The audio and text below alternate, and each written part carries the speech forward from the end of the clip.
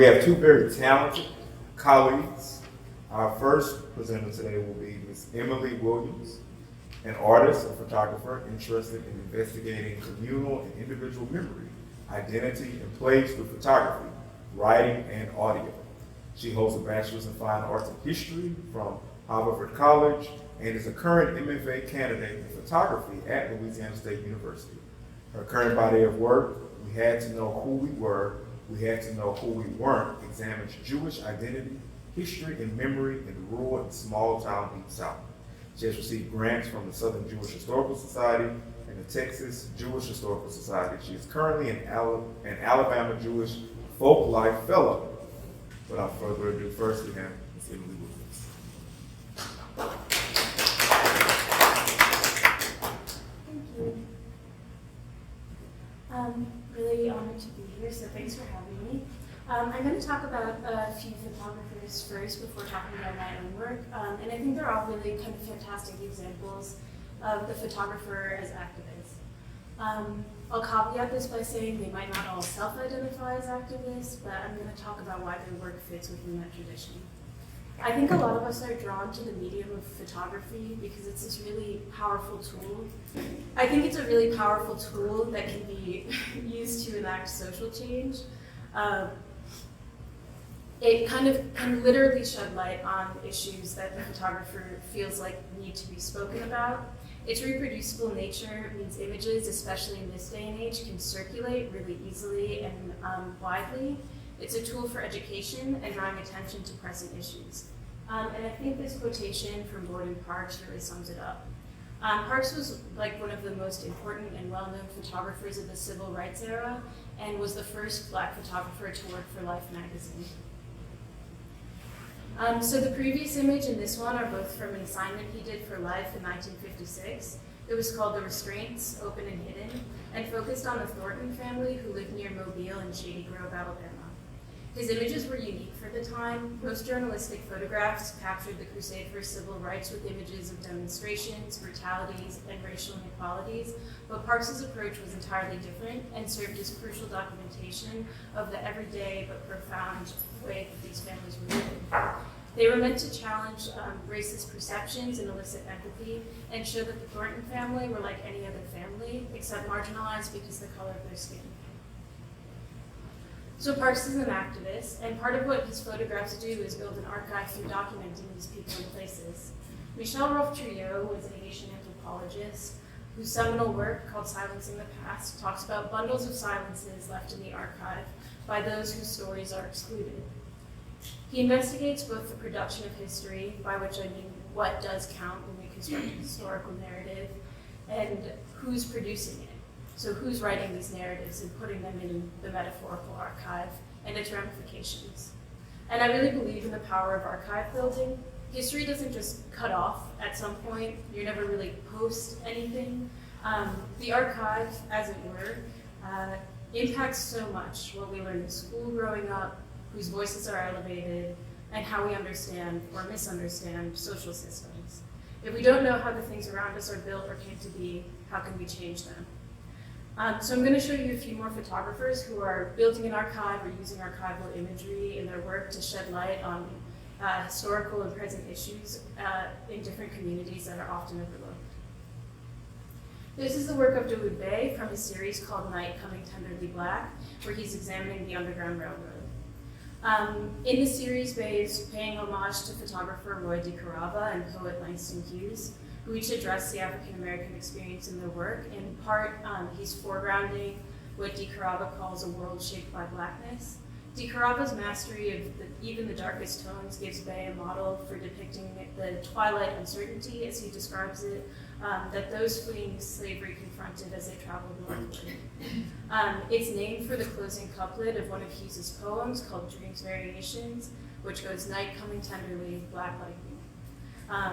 Bey has said that he wanted to hold darkness itself in a tender embrace in these images. All the pictures were made around Cleveland and Hudson, Ohio, a final way station for those seeking freedom in Canada. The photographs show homes and patches of land that are rumored to have formed part of the invisible railroad track, leading those seeking freedom from one unfamiliar place to the next.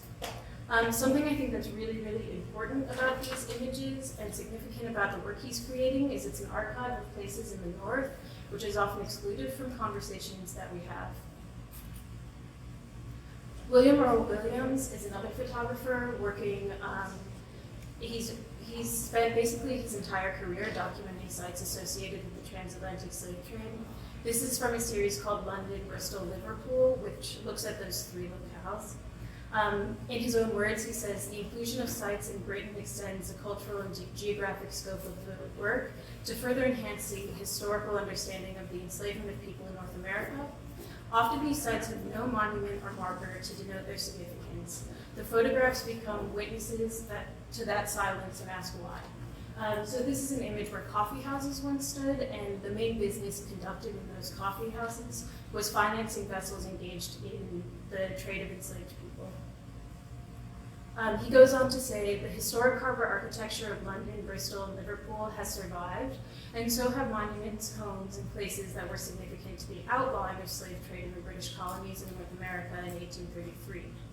The profits generated by this trade and how it transformed Britain into an industrial power are not fully understood by the general populace.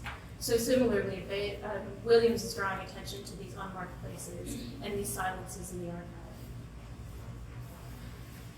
So we can see the use of archival images themselves as a means of drawing attention to these important, to issues important to members of these communities.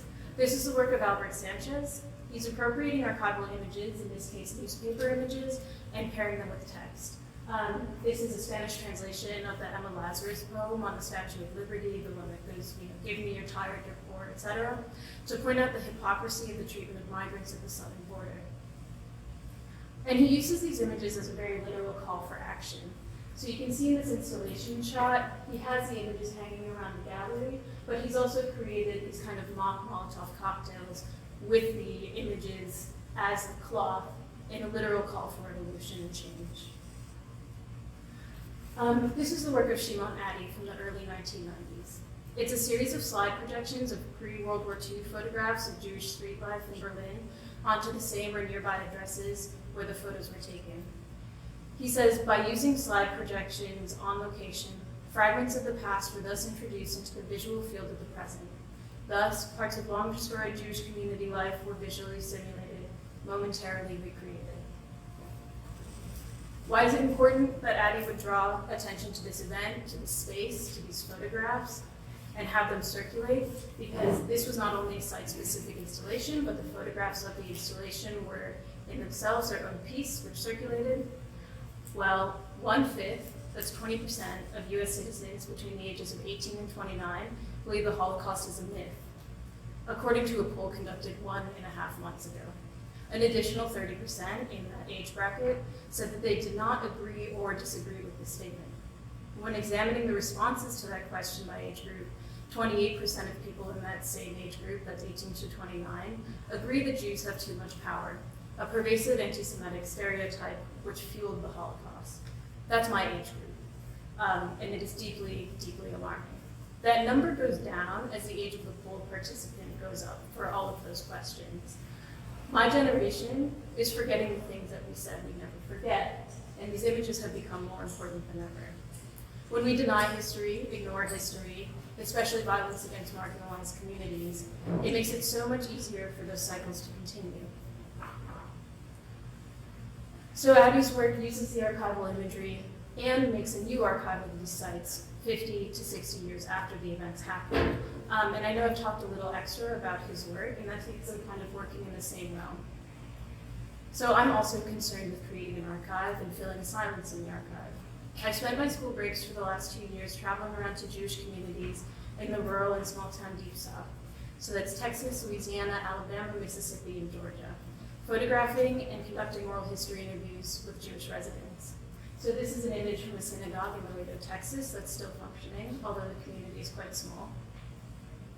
But not everywhere I go still has a Jewish community. This is in Osaka, Mississippi, which is right across the state line from Kentwood, Louisiana. This is the only visible evidence that there was ever a Jewish community there. The most recent grave in this cemetery is from the 1910s. The photographs fall into three main categories: synagogues, storefronts, and cemeteries. And the work seeks to understand these communities and center their voices. Throughout American history, Jews have occupied a really complicated position in the South's social landscape, both benefiting from assimilation into whiteness and being objects of white supremacist violence. This work is broad and seeks to really talk about all of those things through the oral histories and images of the built environment. But one of the most pressing issues in the community today, January 24th, 2024, is the really rapidly rising anti-Semitism. I just got back from my winter break road trip, which felt very different from the previous 3 road trips. People are seeing these anti-Semitic tropes from the Holocaust, which almost all predate the Holocaust, recycled over and over again, including right now. Remember that statistic about people thinking that Jews have too much power. And that's not just limited to the Southern Jewish community, it's global. But this work focuses on the South, and I'm trying to center and elevate these specific communities and fill 2 silences in 2 archives, metaphorical archives. When we have conversations about the South, Jews are so rarely mentioned. The rural South, even less. And within the Jewish community, our conversations don't really talk about this region either. They're mostly focused on places like Israel, New York, Miami, LA. The region is almost entirely neglected, especially the rural parts. So I understand these communities in the way that Dr. Brian Stone outlines in his book, The Chosen Folks, Jews on the Frontiers of Texas. And I'm going to read you his definition of frontiers, which is how these communities are really functioning. A frontier is fundamentally a line between us and them, and marks a difference of culture, personality, condition, and identity among groups of people. The meaning of frontier, then, lies not in physical space, but in group identification. Frontiers often take material form, certainly, but reflect inward struggle of how to define one's group among outsiders, and how to maintain one's distinctive identity amongst the presence of others. So this work seeks to understand how Jewish people, a fundamentally non-Western group of people who never quite fit, forge their identities, communities, spaces, and places in a Christian hegemonic country in a region that is deeply defined by race and religion. So, like Parks, it's my hope that these images are used as a tool for people to begin to learn about us. My entire adult life has been defined by rapidly rising anti-Semitism in the US, and even more so in the last few months. While the work is not about that only, per se, it was part of the impetus to begin making it, to bring visibility to my community, to humanize us, especially to those who will never meet a Jewish person. And I want to share with you this audio clip from one of the oral histories that I conducted. She starts out by saying the it that she's referring to is anti-Semitism.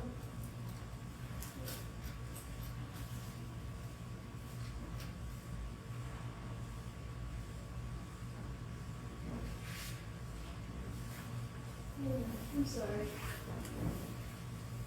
So I guess I navigated mostly by not talking about it and only, being comfortable with the whole issue in a Jewish room with other, in the synagogue or with Jewish friends. And I will say that one of the ways that I deal with it is trying to be in the room, be in progressive spaces, be in places where there aren't a lot of Jews, so that people who down here, it is very likely that this has happened to me many, many times. Oh, you're the first Jewish person I've ever met.